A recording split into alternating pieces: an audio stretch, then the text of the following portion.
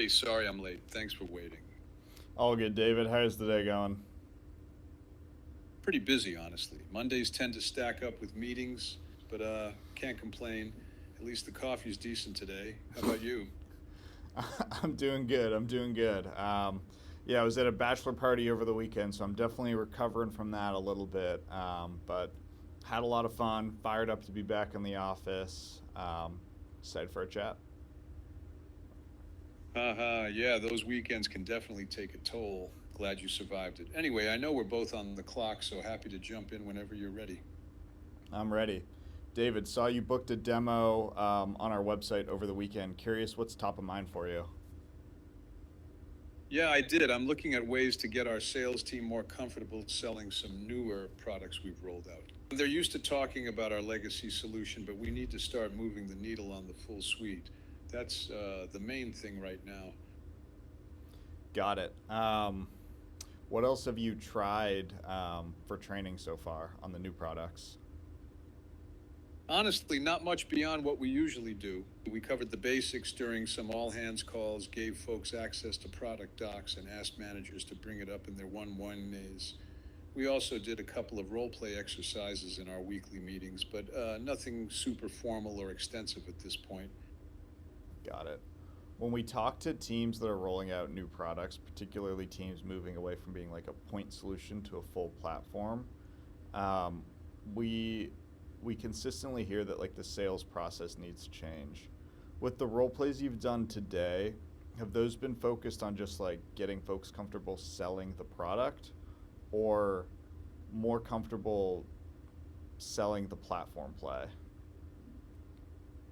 Mainly just the product itself, honestly. The Mm-hmm. focus so far has mostly been on features and the nuts and bolts, less about how to tie it all together or pitch the bigger story. That's definitely where there's a gap right now. Mm-hmm. And then, got it. Do you have any specific metrics you're looking to track um, and change? Yeah, a few. Biggest one is average deal size. It's been pretty stubborn for a while. Mm-hmm. Also, looking at cross sell rates with existing customers, since that's where a lot of the opportunity is. Retention and lifetime value are on my radar, but really, right now, my focus is just getting reps comfortable enough to actually start those conversations. Oh wow. Okay. So we're definitely at square one here. Well, I'm glad we're coming in at the right time.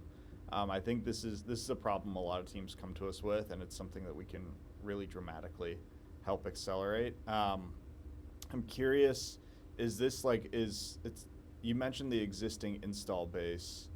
Are we looking at like different trainings for getting reps more comfortable on a discovery call, so like net new AEs versus account managers? Yeah, we've got both, so it's a mix. Some folks are more focused on new business, others on expansion, but honestly, both sides are running into the same hurdles. Mm-hmm. They're sticking with the old playbook. Whether it's a new logo or an existing customer, the pitch is still pretty much centered on what they've always known. So, yeah, it's not just one group that needs help. Perfect. And then with the install base, how many of them are buying multiple products? Right now, not many. Most are still just on the original product. We've had a couple early wins with cross selling, but it's definitely not the norm yet. And then do you have a specific number you're benchmarked to on driving multi-product? That's something we see a lot. Yeah, we've got a target from leadership, but I'll just say we're not close to it yet. I'd have to pull up the exact number, but the expectation is a significant jump this year. Basically, a big chunk of the base should be on two or more products by end of Q4. Right now, it's lagging. Mm-hmm. What else is top of mind for you? Honestly, making sure that when new leads come in, we're actually qualifying for the whole platform, not just what they're asking about. I think we're missing out on opportunities by not doing better discovery up front. That and just making sure this doesn't end up as another generic training that gets forgotten about in a month. Got it. Is Are you looking for something where reps can spin up their own training, or do you want this to be something where you're really guiding folks along? I prefer some level of structure. If it's too self-guided, most folks will just push it off or not take it seriously, but I also can't afford to have my team pulled off the floor for days at a time, so balance is key. Got it. David, let me pull up my screen here. Sure, go. Are you seeing my screen, David? Yeah, I can see it. Go ahead. Yeah. I'm curious, of the 4 quadrants you're seeing up here, which one stands out as like highest priority? It feels like the change management piece, but I want to hear it from you. You're not wrong. Change management is probably the biggest pain point for us right now. Getting the team to actually adopt new messaging and habits, that's the tough part. Onboarding is important too, especially as we add heads. But yeah, if I had to pick one, change management rises to the top. Yeah, that based off what you've described, that feels right. You mentioned when you initially rolled out these products, you were doing some certifications. Was that do you feel like those certifications were good enough Honestly, we haven't done anything formal around certification yet. It was more like a knowledge check in a team meeting, maybe a quick quiz, but nothing structured or consistent. So no, I wouldn't say what we did was enough. Yeah, that's good.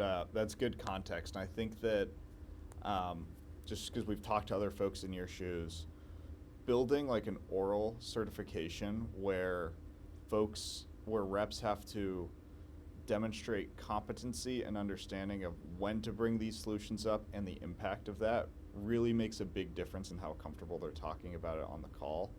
I feel like I'm expanding the scope of what you're looking for a little bit, but how does that sound?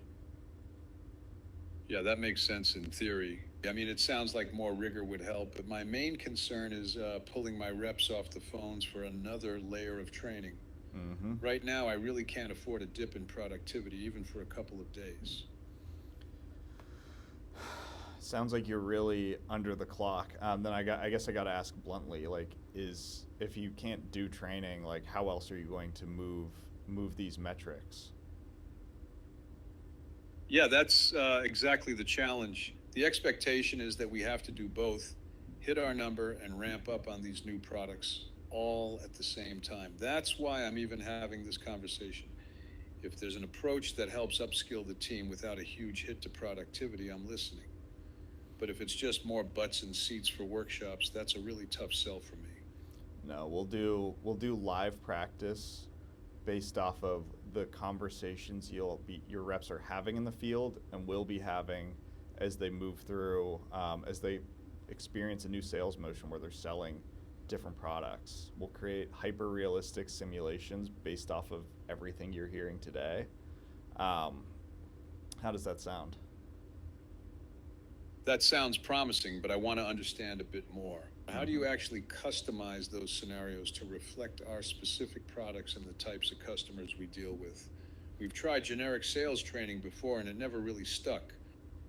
Yeah, that's definitely something we hear a lot. Let me ask you this. Are you guys recording your calls today?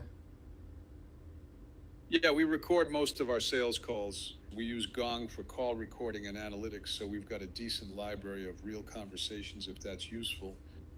It's extremely useful. The way we create simulations, one of the ways we create simulations is by importing those Gong calls and creating what we call an AI twin or a clone of that call where the AI voice agent has the same priorities, questions, objections, and kind of like deeper, nuanced reasoning for needing your solution. Grounding these mock calls in the real calls you're hearing on the field goes a long way to creating like that really realistic environment. I've got to show it to you, but how does that sound? Yeah, that sounds interesting. Definitely more relevant than just, generic role plays. Mm-hmm. If it actually reflects what we're seeing in the field, I can see the value. My only hesitation is still about how much time it takes for a rep to get up to speed using this. What does that typically look like? Well, up to speed is broad. Like, what specifically do you mean by up to speed? Sure. I mean, how long does it take before a rep can handle a real customer conversation about the full platform confidently after starting with your approach? Are we talking hours, days, weeks? Oh, I would say hours for sure. Being able to do a low pressure, low stakes, but very detailed and nuanced, realistic call gives reps a ton of opportunity to iterate on messaging that they're trying out and practicing for the first times themselves. And then being able to share that messaging and hear the second, third order questions that are going to come up after that, objections from the prospect that will then be handled by the rep. It really dramatically accelerates that. We've seen folks ramp on new products 50% faster than the previous benchmark they had. So it should be a game-changing tool. Okay, that's helpful. That kind of acceleration would definitely get my attention, especially if it's something we can actually measure. What kind of analytics would I be able to see to track if my reps are actually improving over time? Yeah. Have you built out any scorecards or a coaching rubric to test, to measure how reps are doing on calls today? We have some basic scorecards we use for call reviews, mostly things like talk ratio, key questions asked, and whether they hit the major product points. But it's not super formal. Coaching tends to be more ad hoc than systematic right now. Got it. We'll be able to add a massive layer of systemization to your current process. So we can take your existing scorecard and clone that and add some deeper AI-enabled nuance. So like if one of the questions is like, did the rep align on a next step, or did the rep ask if it's a budgeted initiative? Our AI can score that as a 1 if they asked, a 2 if they asked and they asked who owns that budget, and then a 3 if they asked if there's budget, who owns it, and how much. So we can get really detailed and nuanced, and we can also apply those scorings to all of your gong calls. That really creates a tight feedback loop that gives reps feedback on their live calls, a practice environment to improve on the deficiencies or areas for improvement, and then apply that back into the field. How's all that sounding? That level of detail would definitely be a step up from what we have now. The ability to tie practice directly back to real call performance is something we've struggled with. So yeah, that's appealing. My main concern is just cost. This sounds like it could get expensive. I need to see a pretty clear ROI to justify adding another tool to the stack. Yeah, a lot of different ways we can slice that. Like if we, as an example, if we just wanted to start with the account management team, and we were able to get 30% of your active customer base on multiple SKUs, what would the impact of that be? That'd be significant if we could actually get 30% of our active customers on 2 or more products. That would be a material lift in revenue. Likely several $1 million in expansion depending on which SKUs we're talking about. Of course, that's the ideal scenario, but it's a big leap from where we are now. $2 million is a lot more expensive than FullyRamped, and that's just one use case with the active install base. Typically, we see folks closing about they increase their close rate by about 25%. So that what that means is a lift from 25% to 27.5%, and increasing deal size by about 20% as well. Typically, that results in a 15x ROI for folks. We should candidly be charging more. But what's your reaction to that? If those numbers hold up, that's compelling. I'm naturally skeptical. Everyone promises big ROI, not everyone delivers. But if you can really show those results and it fits within budget, that would get my attention. I'd need to see hard numbers, maybe a couple of references before I could take it up the chain. Yeah, that's totally fair. To kind of start crafting that business case, I've pulled up a sales funnel here. I'm curious, like looking through this, where do you see where do you see the biggest area for improvement? Good question. I'd say the biggest gap is probably between discovery call shot at demo and demo.POC. We lose momentum there mostly because reps aren't comfortable expanding the conversation beyond our main product. That's usually where deals stall or go dark. Mm-hmm. And how many discovery calls is your team going to have in Q2? Ballpark probably around 600 across the team for Q2. Mm-hmm. Got it. That's very helpful context to help me kind of start crafting that business case using the baseline we see for performance improvement. And then, if you're comfortable sharing, what's like the typical deal size? Average deal size is right around 40K. We've been trying to push that up, but it's been pretty flat for the past year or so. Mm-hmm. Got it. So, how much pipeline is that? That's about $24 million in pipeline over the next quarter.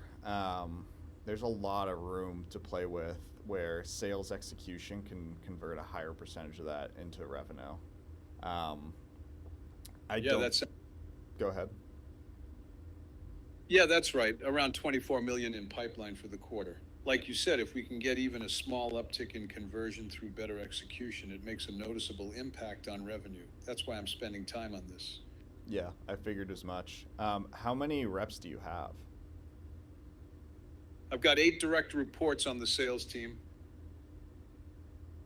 Got it. And are there any other teams that we would want to include in this?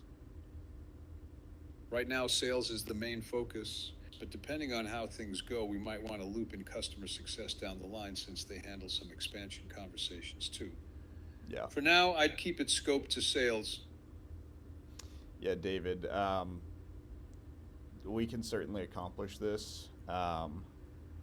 It will be, if sales execution is truly your biggest lever to increase revenue, based off of the number of opportunities your team is working every quarter and your deal size, it will be extremely easy to put together an extremely strong business case. Next steps from here, I would love to show you how the tool sounds, how to build the sims, what the scorecards look like. Are you available next Tuesday at 4 for a demo? Yeah, I can do next Tuesday at 4. That works for me. Just send over the calendar invite and any materials you want me to look at ahead of time. Cool. I'm sending that over right now. David, we'll talk next week. Sounds good. Talk then. Have a good rest of your day. See ya.